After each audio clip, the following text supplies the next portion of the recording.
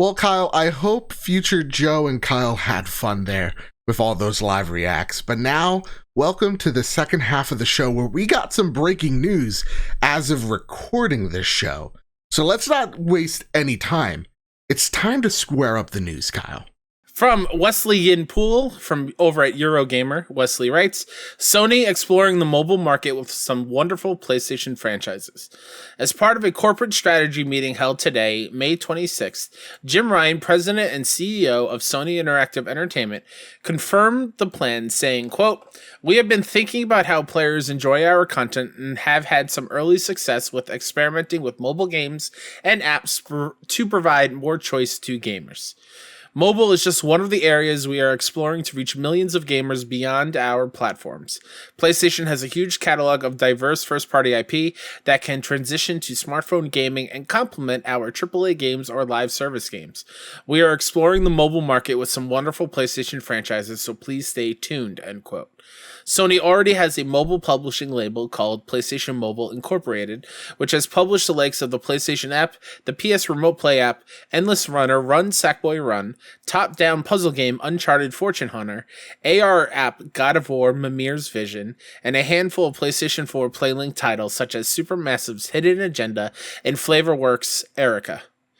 And then in an update from Daniel Ahmad. And I just want to say before you get into the Daniel Ahmad tweet, this is breaking as we were recording this segment here. So he has some really big updates. This was from an investor call.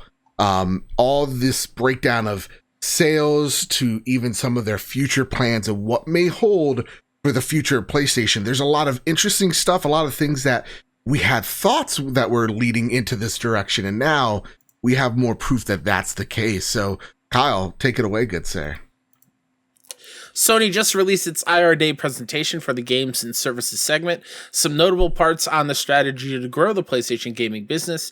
PlayStation is currently the most profitable it has ever been. So, full stop right there. Yep. One sec. Most profitable it's ever been. A lot of people, we've been worried, right? Where's the direction of PlayStation? Is Microsoft, in fact, eating their lunch? And it's awesome to see that PlayStation is in a better place than it was today that when they launched the PlayStation 4. So it's really awesome to see. They even had a cool little slide that kind of brought it into perspective of like, here's what their lead IP were in the launch of the generation. You saw like, Knack, you saw Shadowfall, you saw a whole bunch of 7s there. And then they showed Miles Morales, they showed Demon's Souls, they showed Returnal, and you're seeing all these 8s and 9s and all these really solid experiences. And that's telling their investors like, look, these IP are stronger than ever. In our base catalog, the games that we know are going to be heavy hitters, look what we got. We have Uncharted, we have God of War, we have Horizon. And so it's awesome to see that right now, IP-wise, PlayStation knows as well as its investors, as well as we do, they're in a really great place IP-wise. So again, take it away, Kyle. Some additional key points to that. PS5 sell-in during the first fiscal year is higher than sell-in for prior PlayStation consoles. Sony is targeting 50% plus market share in consoles with the PS5. Free-to-play is a key driver of PlayStation Store consumer spend, now 25% of total PlayStation Store revenue, and subscriptions is another key driver, providing value-added services to console gamers. And then some other new growth vectors for Sony include, do you want to add something, Joe, before I continue? No, you know what? I wanted to ask you, and I'm sorry it's on me because, again, we had to change the notes and we're kind of working on the fly here. No worries. Anything that's striking you? Because, like, I had that nice little rant that PlayStation's the best it's ever been. But reading along here, is there anything that strikes you as interesting or something to note? I mean, as I'm reading this and I'm hearing Jim Ryan just say, oh, yeah, the mobile market is untapped and bring gaming to complement our AAA games, and I just had to grab this blue, beautiful little handheld that could have been the solution, Jim, but you didn't support it, and I'm saying this is on you because you're in charge now. I mean, even though it was after the Vita's downfall. Yeah. You could have supported this, and this could have been your mobile thing right here, the Vita for audio listeners who aren't watching the video. It's that bury a cop.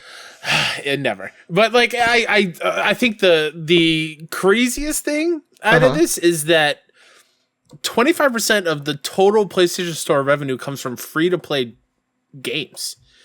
Like, I think that's just code for Fortnite. Well, yeah, Fortnite and like including now with like I know MLB The Show is racking up tons of money for buying all those stubs to get in-game packs for the Diamond Dynasty and whatnot. So that's huge. That a quarter of all their revenue from PSN Store is just from free-to-play microtransactions, and that's pretty crazy. Well, I was in a conversation with our good friend of the show, Ainsley from Season Gaming, and he was just like, this is the future that we've been talking about. It's going to be on their services front. It's going to be from the microtransactions. And there even shows a graph of like, here's where the bulk of our profit comes from. And it's the bulk of it is their services like PlayStation Now, like PlayStation Plus, but also the microtransactions they get from games like MLB The Show, which is actually a bullet point coming up ahead. So, I gotta say, it surprises me too, because the Days of Play sale is upon us, and since I own most of those games already, it's kind of just a fond look back for me of like, man, Last of Us Part 2 was a really great game. And I even put out a tweet seeing Ghosts on sale for $40, which if you haven't already somehow buy that game, of like, I'm thinking of all these amazing IP that PlayStation has and that they're proud of as well.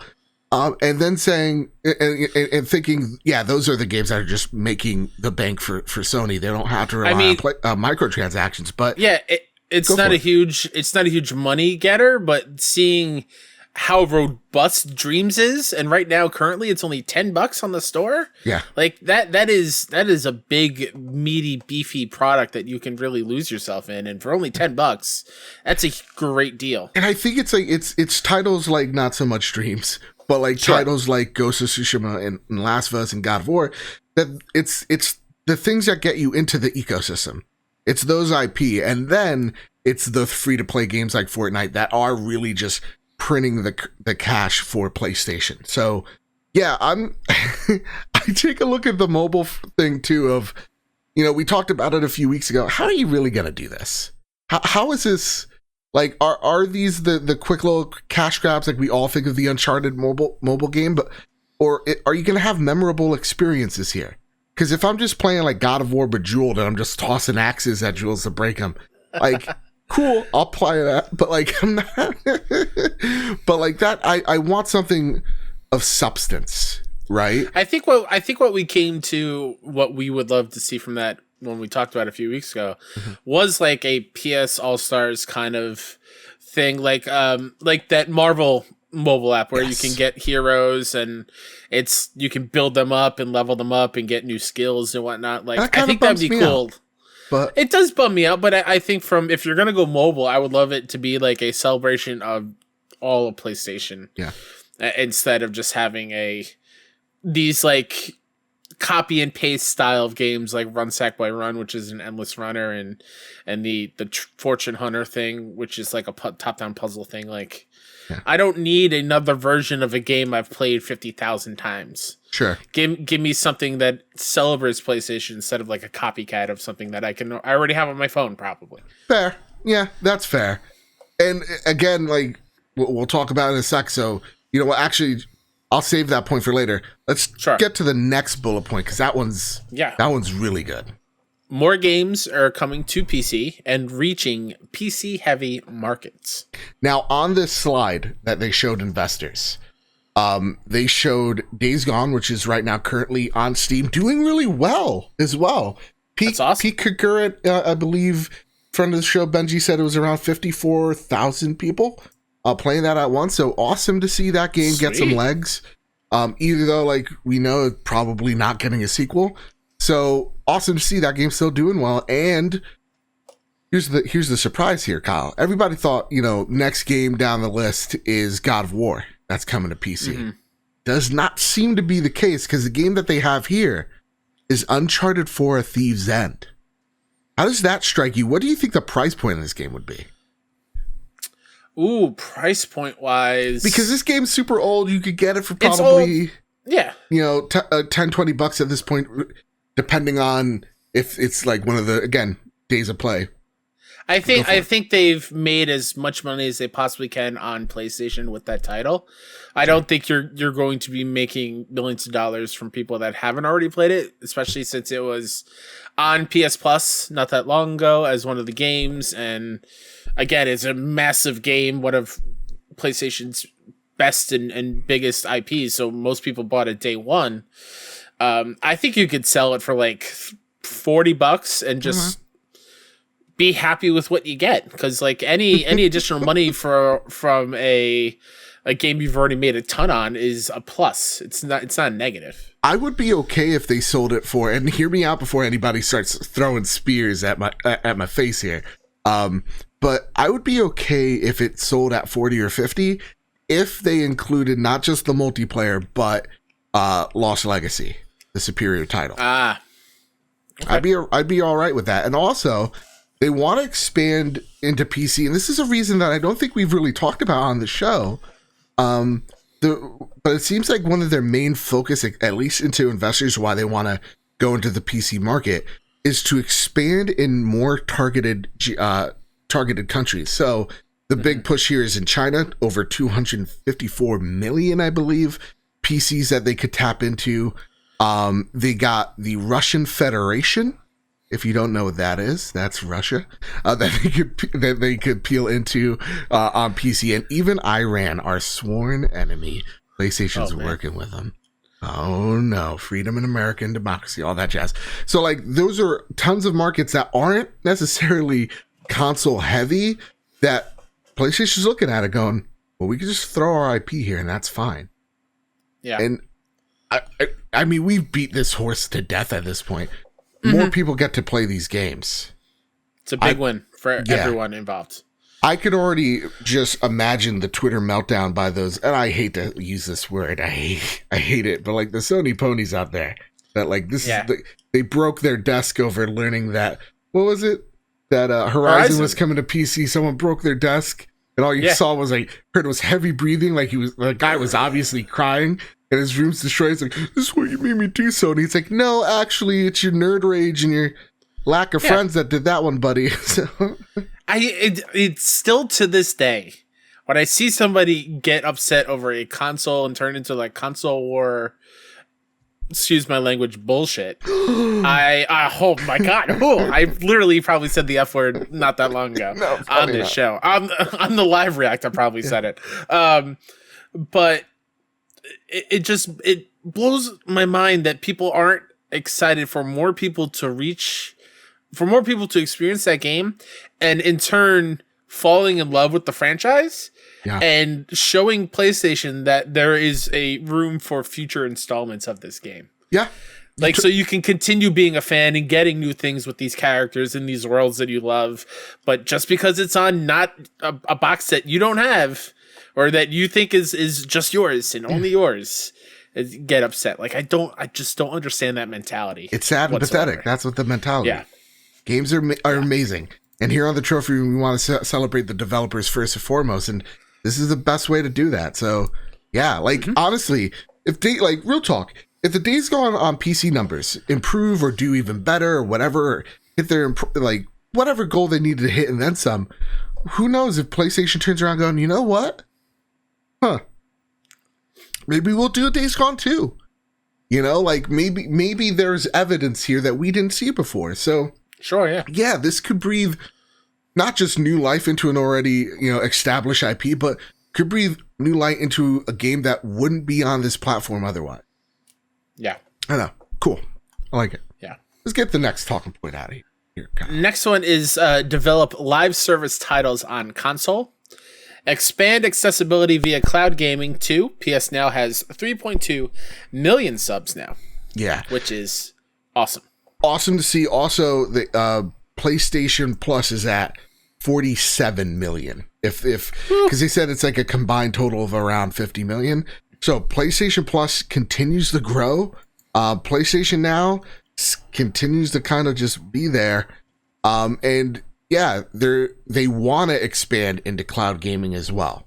So you see the need, you see the want, you see them partner again with people like Microsoft, and saying, hey, so can we have your cloud architecture? And them going, okay, can we have your, your transistors or whatever it is? And them making those deals to make this possible. So it goes to this next point of the key being communicated here is that PlayStation is extending beyond the console. All right, PlayStation fans, sit your butts down. Let Uncle Joe talk to you here. Everything's going to be okay. They said, and this comes from the little graph here. New growth vectors beyond the console. Transformation from PlayStation's current console-centric ecosystem to a future where large elements of our community exist beyond the console. And they show this graph of these circles that all point to the PlayStation logo of services, games, web/apps, commerce plus store, input output. I don't know what that one means, to be honest. Other devices, mobile, and console and network services. So there's the 8 points that they're saying beyond the console. So when it says other services or other devices, that means mobile. That means they're mobile games. And who knows? Maybe we get a remote play that's more substantial than what we have. When they talk about those web plus apps, I think that's also speaking to those mobile devices, those mobile apps that we're going to probably see in the near future. Games as well coming to PC. That makes sense to us at least. And when it comes to network and services, this very much hints that PlayStation, not even hints, kind of tells PlayStation really wants to keep propelling PlayStation Plus and PlayStation Now. And this is interesting because this is the first time PlayStation's really seemed to go out of their way saying, we want to do this. We want to do this and we want to expand outside the ecosystem. And that's honestly, Kyle, that's promising to me. I want to know what your thoughts on this are because we got a lot of people going, if PlayStation does this, what does it mean to be a PlayStation player? And to me, it's like, well, if PlayStation, all they're doing is trying to sell consoles, right? We see that the ceiling is 115 million consoles, right? And that is a capped growth at this point. We've seen that they can hit, maybe if it's the PS2, 150 million. But you see with the PS4, PS3, and all that, the ceiling's around the 120 mark. If they're looking at their competition, that is Xbox, and seeing them say, okay, we're going past consoles and into phones and into tablets and into, low-end PCs and all this. Well, if PlayStation's then just stagnant at this point, and if that ceiling is just capped at that 100, well, then they can't make more money off those IP.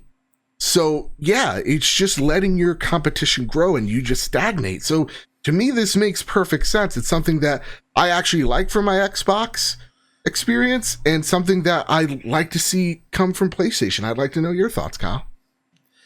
Yeah, I think it's only going to be a good idea if they grow and do that kind of stuff where we get a Game Pass like thing on PlayStation. Granted, I don't think they need to put first party stuff on there right away or day and date kind of thing. But yeah, that's going to happen though one day. You think? I would think so, but I don't know. I don't know about it yet. Honestly, I don't know if they'll do that or not. Do you think that would actually hinder the experience?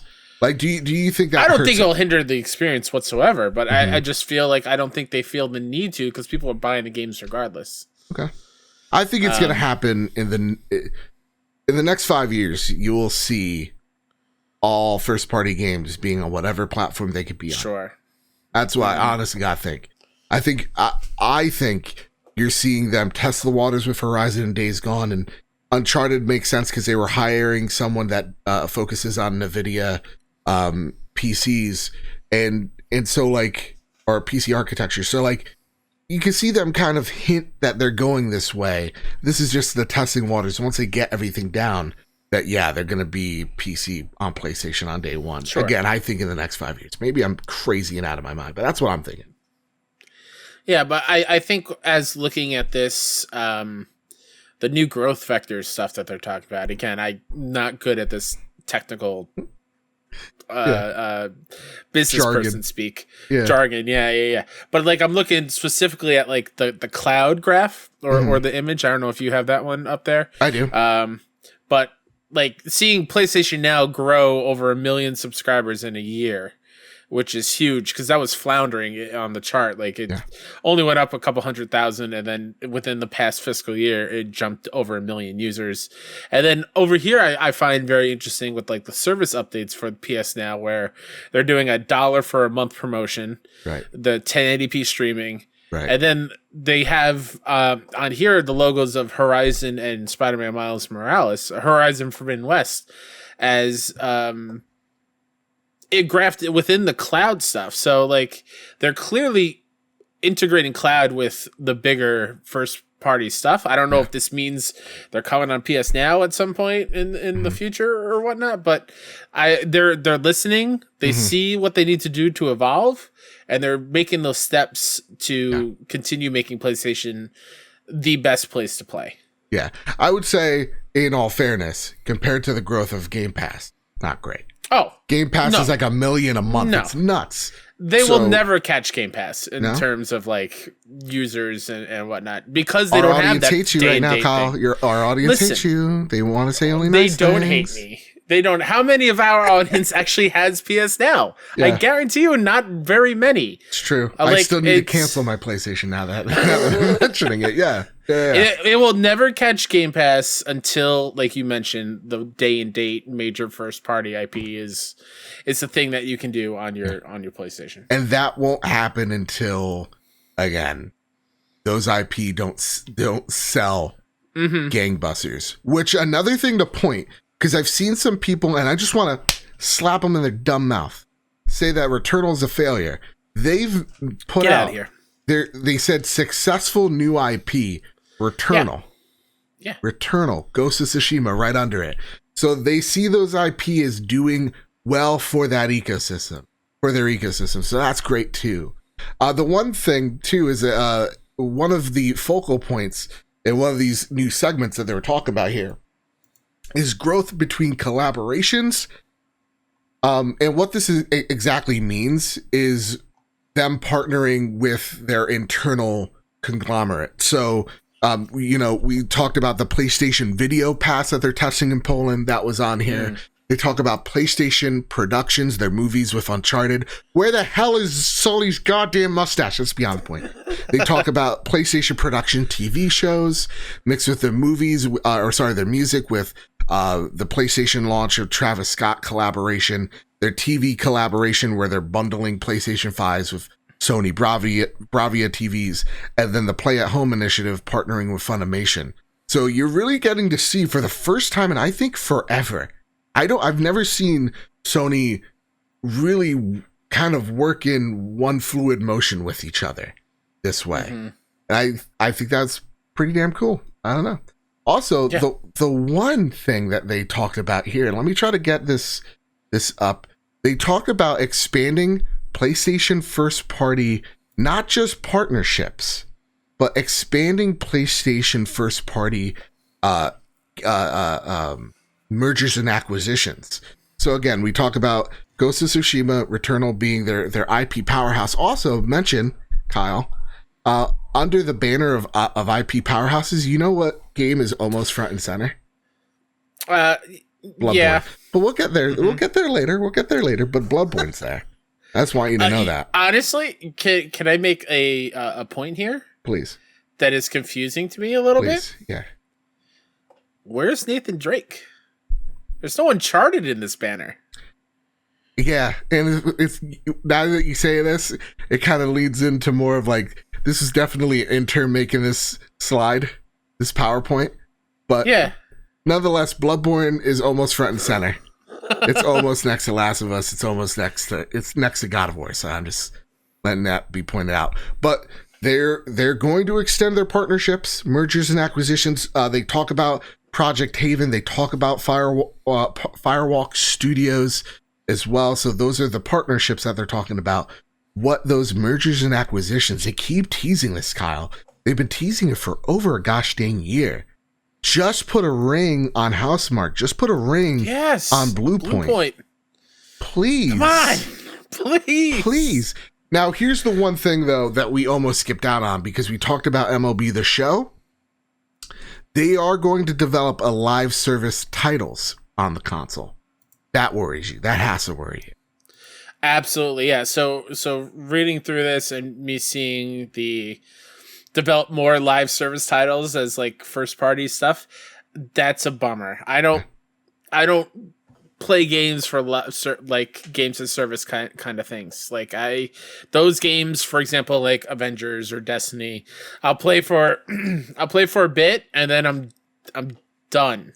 Right. Just because it's not as in depth story wise for me and single player wise for me. Like those live as service games are so heavily skewed to playing with friends and playing, multiplayer. And you like that solo experience. I like that solo experience. So if they're doing more of those, I'm going to be less and less interested in those things unless they do something like crazy. Like for example, like if this factions multiplayer from Last of Us is big and beefy and that is like a live as service kind of game, that I'd be more into just because I dig that multiplayer style and that kind of style of multiplayer game.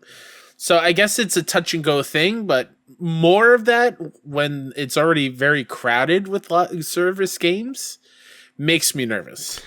Yeah, it makes me nervous as well because, you take a look at the graph of like, here's how important these microtransactions are, and it's like literally the bulk of their income. And now, I mean, it's understandable. They want a piece of that pie too. They look at MLB The Show and how successful it is on their platform. They want more of that revenue. So to me, this screams more as whatever Haven is working on, it's multiplayer. And of course, Firewalk, they've already said this is a multiplayer centric game. So as long as it's about building their portfolio, I am totally fine with, or bolstering their portfolio. I'm totally fine with, but I don't think it means, Ghost of Tsushima is going to have microtransactions, but it's always an irrational fear because as gamers, we're always used to the tide of, man, this publisher could do no wrong. And then it's like, hi, Activision Blizzard, we're going to ruin everything. And so like, I understand that fear. I don't think it's going to be the bulk of them. I think it's going to be one or two heavy hitters that are going to probably be like a multi-platform or on PC type of thing. Because that's what those types of games need, is the big ass audience. So, yeah. That said, though, that's everything, Kyle. It's a big, heavy info dump. A huge one, right? Mm-hmm. At the end of the day, you read all this stuff. It seems like we're pretty good in PlayStation Nation. Yeah, like they mentioned, PlayStation is as good as it's ever has been, and it can only continue to keep going up, in my opinion, with brand new games coming soon and seeing them grow outside of games. And you have the Uncharted movie, you have the Last of Us show, like who knows what other adaptations are going to come out of it. Like it's only going to go up, in my opinion. So PlayStation is happy and healthy. If you're worried about that Schreier article a couple weeks ago, don't. Everything's good in PlayStation land. He doesn't know jack shit. Only kidding, Jason. We love you. Taking a look at this, I'm very calm, because you get nervous again. Always used to we're used to companies, especially in new generations, going in really great and then messing up completely. I'm really interested now that we've seen Horizon, what they're going to show for us, whenever they announce when they're going to do their Summer Games Fest event. It's going to be, this is an awesome time to be a gamer. And I reiterate this, whether you're on Xbox right now, whether you're on PlayStation right now, you're eating. It's great to be a gamer at the end of the day. So this is awesome. This is great news. And Kyle,